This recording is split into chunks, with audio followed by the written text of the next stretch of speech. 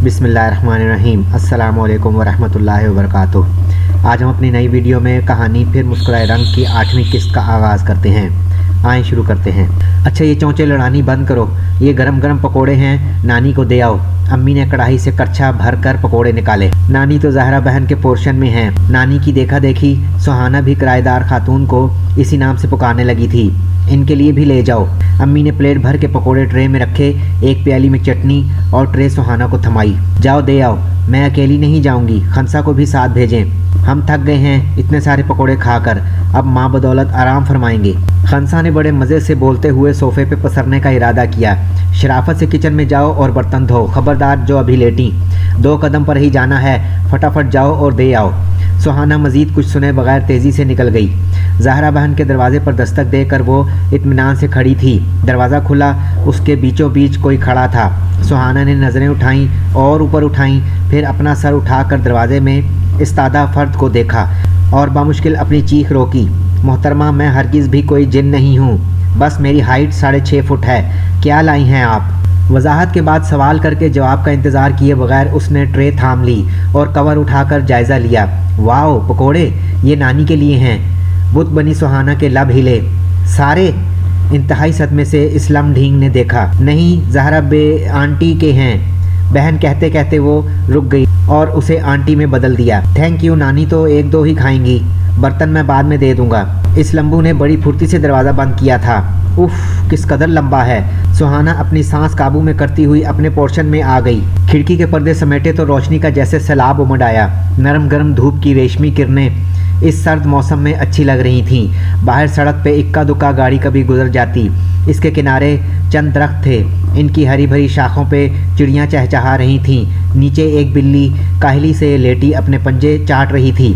सब कुछ दिल को भला लग रहा था, सिवाय कमरे में मौजूद अलीना और उसकी बातों के।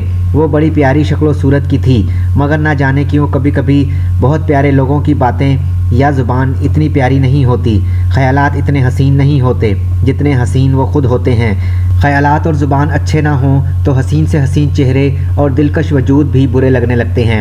अनस के साथ भी कुछ ऐसा ही मामला था। इसे पहले भी अलीना के इंतखाब और माँ के फ़ैसले पे इतराज़ था, मगर माँ के पास इंतखाब और इस फ़ैसले के बहुत से जवाज़ थे। सबसे पहली वजह यह थी कि वो माँ की भांजी थी, इकलौती और अजीज़ अज़ जान भांजी, बेहद खूबसूरत और इतनी ही लंबी। अनस के साथ खड़ी होती तो चांद सूरज की जोड़ी लगती। चांद तो इनका बेटा था ही, सूरज जैसी भांजी को उन्होंने घर में लाने का फ़ैसला कर लिया।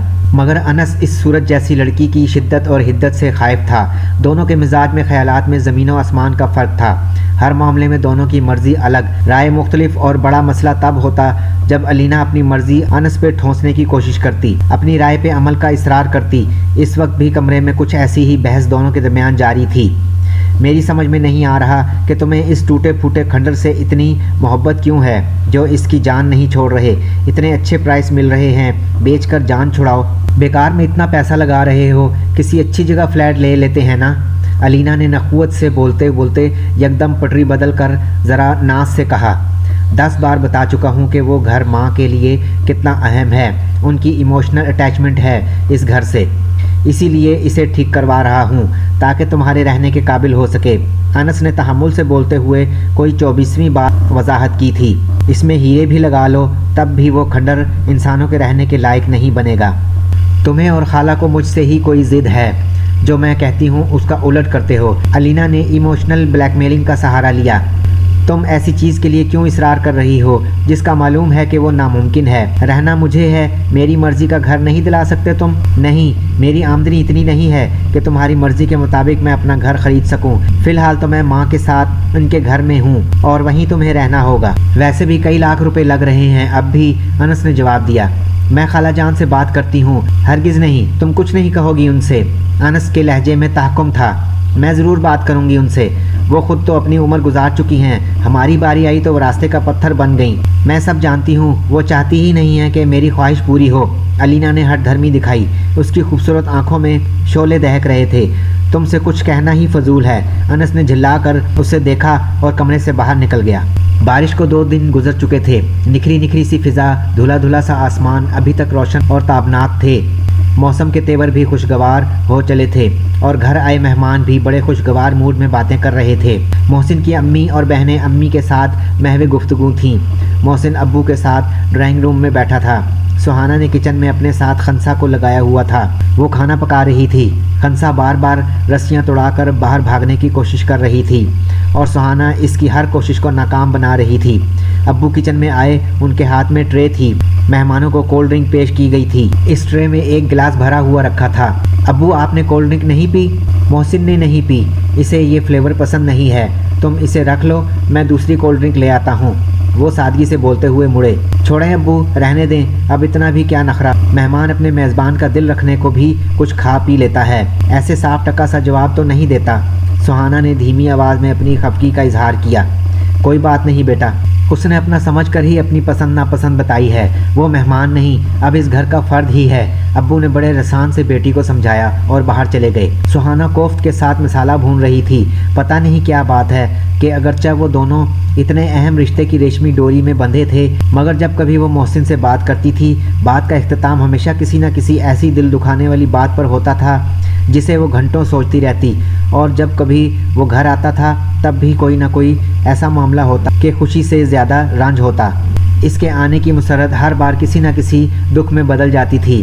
उसकी ज़ुबान का कसूर था जो ज़्यादा तेज़ और बेमुरवत किस्म की थी। वो दिल रखने वाली बातें करने की बजाय दिल दुखाने वाली बातें करता था। इसका नखरा, मिजाज की तंदी और तेज़ी, दामाद होने का ज़ौम और इस हवाले से प्रोटोकॉल में इतनी सी भी कमी बेशी इसका मूड बिगाड़ देती थी। वो लगी लिपटी नहीं रखता था, मुंह पे बोल देता था और इस खसलत या आदत पे फ़ख्र भी करता था। कहीं ऐसा ना हो कि मोहसिन भी अपने ताया का एक और रूप हो। सुहाना को इस खदशे ने सहमाया, मगर इस खौफ का इजहार किसी से ना कर सकी। अम्मी अब्बू पहले ही अपनी उलझनों में गिरफ्तार थे। बिरयानी की तय लगाते हुए सुहाना को कई वसवसों ने घेरा हुआ था। फिर भी खुद को खुश और मुतमईन जाहिर करने के लिए उसने सारे औहाम व ख्यालात को एक तरफ किया जो उसकी शक्ल पे 12 बजा रहे थे।